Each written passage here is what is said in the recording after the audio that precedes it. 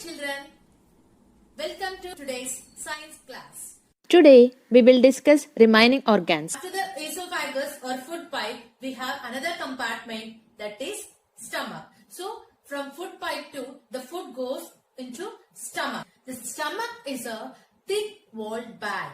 Its shape is like a flattened U and it is the widest part of the alimentary canal. It receives food from the food pipe at one end and opens into the small intestine at the other end. The inner lining of the stomach secretes mucus, hydrochloric acid and digestive juices. Here, secrete means produces.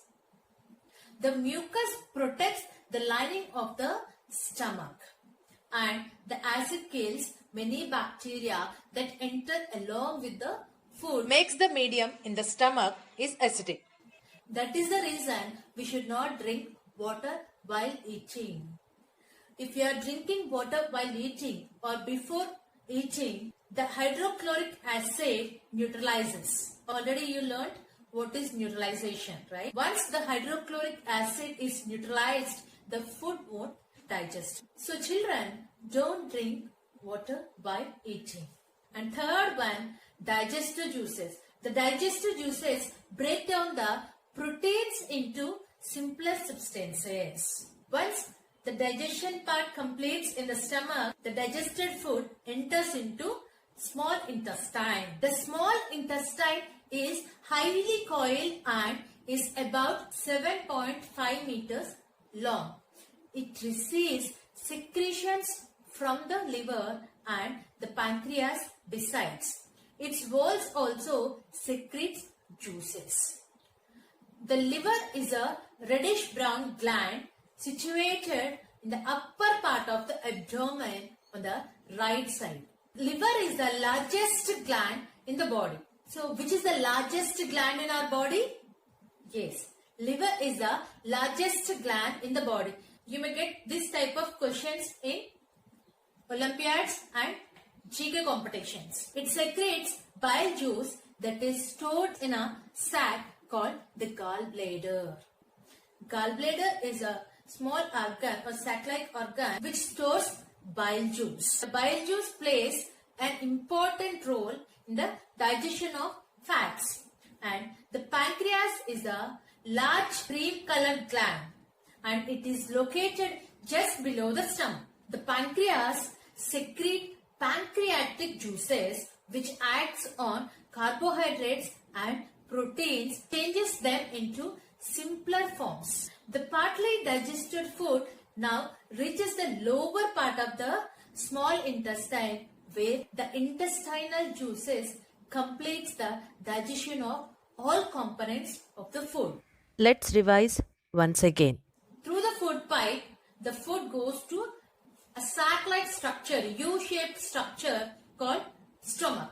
In stomach, there are three different types of juices. First one, mucus. Mucus protects the lining of the stomach, whereas hydrochloric acid is the bacteria which enters along with the food. And third one, digestive juices, which digest only the proteins. Once the digestion completes, the food goes into small intestine. Small intestines receives juices from liver and pancreas.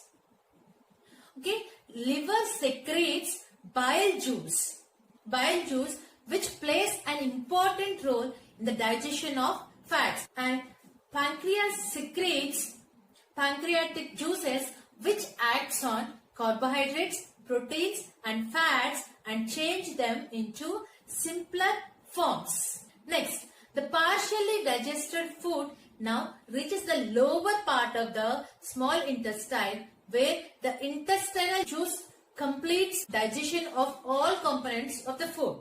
The carbohydrates get broken into simple sugars such as glucose and fat into fatty acids and glycerol and proteins into amino acids. Once again I am repeating, once the digestion completes, the components are broken into simpler substances. Carbohydrates get broken into simple sugars such as glucose and fats broken into fatty acids and glycerol, and proteins broken into amino acids. Next topic, absorption in the small intestine.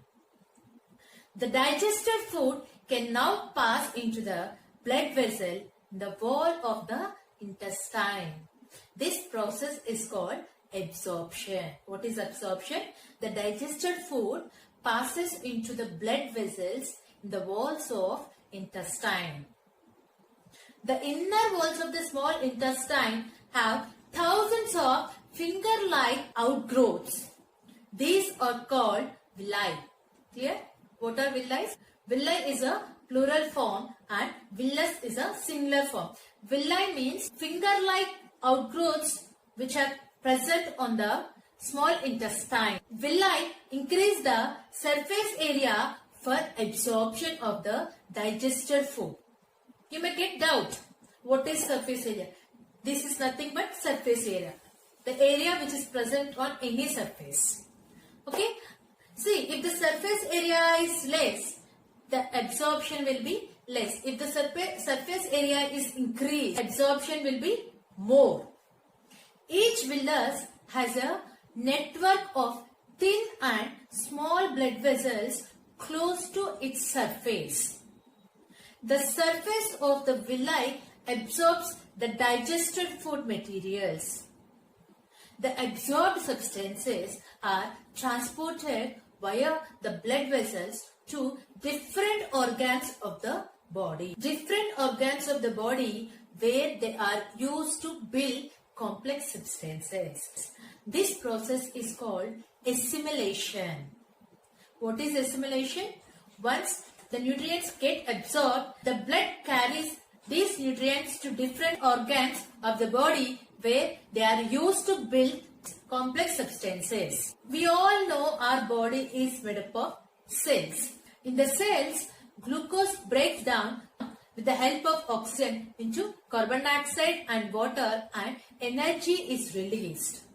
The food that remains undigested and unabsorbed then enters into the large intestine.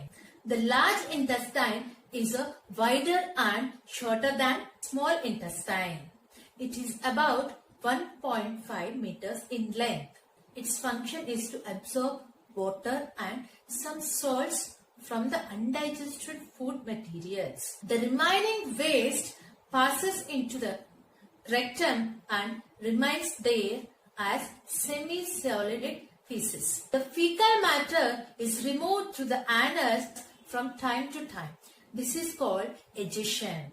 What is egestion? The fecal matter is removed through the anus from time to time. Okay children, we'll continue in the next class.